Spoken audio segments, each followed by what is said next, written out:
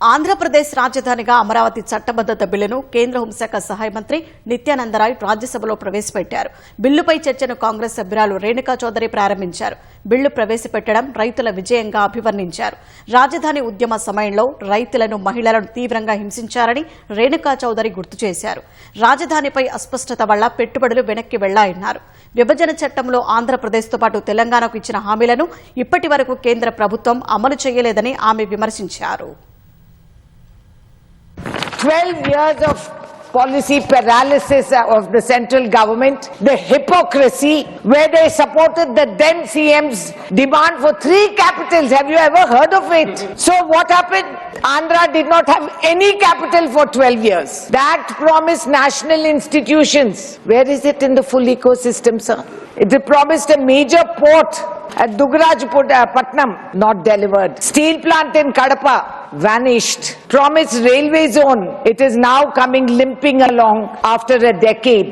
Asset division of 1.42 lakh crore, still undivided. Power dues, a disputed claim that needs a neutral settlement body. Nothing has been done. Krishna water dispute, we get less water in Telangana. We don't grudge Andhra their water. Institutions of national importance, Schedule 8, still unfilled for Telangana, as well as the Ramagundam plant in Telangana is hanged suspended because of unclear power purchase agreement between Telangana and NTPC. The railway coach factory promised to Telangana has not materialized. విభజన సమస్యల పాపం Congress దేనని BJP సభ్యుడు K Laxman ఆరోపించారు. దేశ ప్రయోజనాల కోసం party పెట్టిన ఎన్టీఆర్ కాంగ్రెస్ ఇతర పార్టీలను ఏకతాటపైకి తెచ్చారని గుర్తు చేశారు. దూరదృష్టిగల నాయకుడిగా ఆనాడు హైదరాబాద్ను అభివృద్ది చేసిన చంద్రబాబు ఇప్పుడు అమరావతి రాజధాని సంకల్పం తీసుకున్నారని లక్ష్మణ్ ప్రశంసించారు. అమరావతికి ప్రధాని మోదీ సహకారం అందిస్తున్నారని వెల్లడించారు. మావిగన్నని జగన్ కొత్త నాటకానికి తెరతీశారని లక్ష్మణ్ విమర్శించారు. ఆంధ్రప్రదేశ్తో పాటు తెలంగాణకు కూడా ప్రధాని మోదీ నిధులు ఇస్తున్నారని వివరించారు. అసలు రాజధాని అనేది దేశానికి ఉంటుంది, రాష్ట్రాలకు ఎక్కడైనా రాజధాని ఉందా చట్టంలో అని ప్రశ్నిస్తా ఉన్నారు. ఇది నవ్వుల పాలవుతున్నారు. ఇవాళ కొత్తగా ఆయన కొత్త కాయిన్ చేశాడు. ఏంటది? మూవీ గనట. ఒక స్థాయిలో ముఖ్యమంత్రిగా ఉన్న వ్యక్తి ఈ రకంగా ప్రజల జీవితాలతో చిలకడటమాడు. ఆడపడుచుల యొక్క వారి యొక్క త్యాగాన్ని ఇవాళ వృధా పోకుండా ఉండాలంటే అక్కడే అమరావతిలోనే ఇవాళ రాజధాని నిర్మాణం కావాలని చెప్పి ఇవాళ మోదీ గారు, చంద్రబాబు నాయుడు గారు, అదే రకంగా పవన్ కళ్యాణ్ గారు కూడా ఇవాళ కూటమితో ఏ రకంగా రాష్ట్రాన్ని ఇవాళ ముందుకు తీసుకుపోతున్నారు. తెలంగాణ రాష్ట్రం ఏర్పడి 12 సంవత్సరాలుగా వస్తుంది. 10 సంవత్సరాలు బీఆర్ఎస్ పాలన, వాళ్ళ యొక్క అవినీతి కానివ్వండి, కుటుంబ పాలన విసిగి మార్పు కోసం కాంగ్రెస్ లాభపడి తప్పితే గాని కాంగ్రెస్ గెలిచింది కాదు. ఇవాళ తెలంగాణ ప్రజలు బీజేపీకి అనుకూలంగా తీర్పునివ్వకపోయినాడు.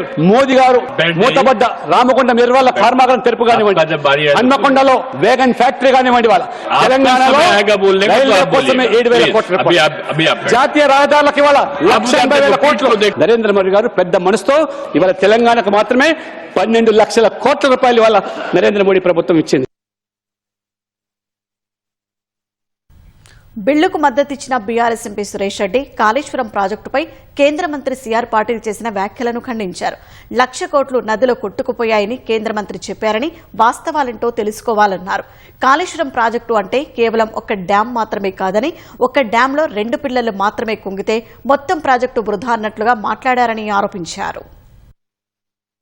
The other day in the house, the honorable Jal Shakti मंत्री ने उस दिन जब जवाब दे रहे थे एक प्रश्न, वो कहे कि भाई 1 पैसा सेंट्रल गवर्नमेंट का ना दिया गया, स्टेट गवर्नमेंट का 34,000 करोड़ का इन्वेस्टमेंट हुआ और जो भी है लोन लिए हैं, मगर आपका 1 पैसा उसमें नहीं है और आपको इतना भी जानकारी नहीं है कि प्रोजेक्ट का क्या लाभ हो रहा है.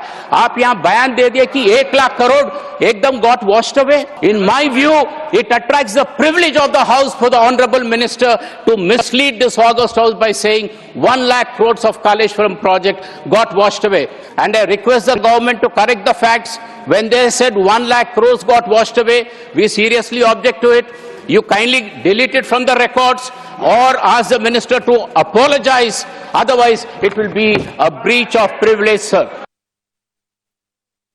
సురేష్ రెడ్డి వ్యాఖ్యలపై కేంద్ర మంత్రి కిషన్ రెడ్డి తీవ్రంగా స్పందించారు. మేడిగడ్డ ప్రాజెక్టు పనికి రాకుండా పోయిందని నిపుణుల కమిటీ చెప్పిందన్నారు. 1,00,000 కోట్ల ప్రజాధనాన్ని కేసీఆర్ ఇష్టమొచ్చినట్లు ఖర్చు చేశారని కిషన్ రెడ్డి ఆరోపించారు. मेडीगड्ढे जो है पूरा आज डूबे हैं। डैम का जो कमिटी है ये लोग भी दिया है, काग रिपोर्ट में आया है, उसके द्वारा कोई फायदा नहीं हुआ है। आज बोल रहे एक पैसा किधर से नहीं लिए, किधर से लाए? केसीआर ने कोई डैम बनाया क्या? वो जनता का पैसा है, किसका घर का नहीं है? केसीआर का घर का नहीं है, टीआरएस पार्टी का नहीं है, वो जनता का पैसा है। केंद्र सरकार ने अलग अलग फाइनेंशियल इंस्टीट्यूशंस पैसा लेकर कालेश्वरम प्रोजेक्ट बनाया। बिल्कुल कालेश्वरम प्रोजेक्ट ना इंजीनियर्स को पूछा है। कालेश्वरम प्रोजेक्ट केसीआर परिवार के लिए एटीआर हो गया। मैं कांग्रेस पार्टी से पूछना चाहता हूं, इलेक्शन से पहले कालेश्वरम के ऊपर इंक्वायरी करा तुम बोले, केसीआर को जेल को भेजा तुम बोले। मैं पूछना चाहता हूं केसीआर के ऊपर क्यों इंक्वायरी नहीं हुए, क्यों केसीआर को जेल के अंदर भेजा? मुख्यमंत्री जी बार बार बोलते हैं, कुछ नहीं करते।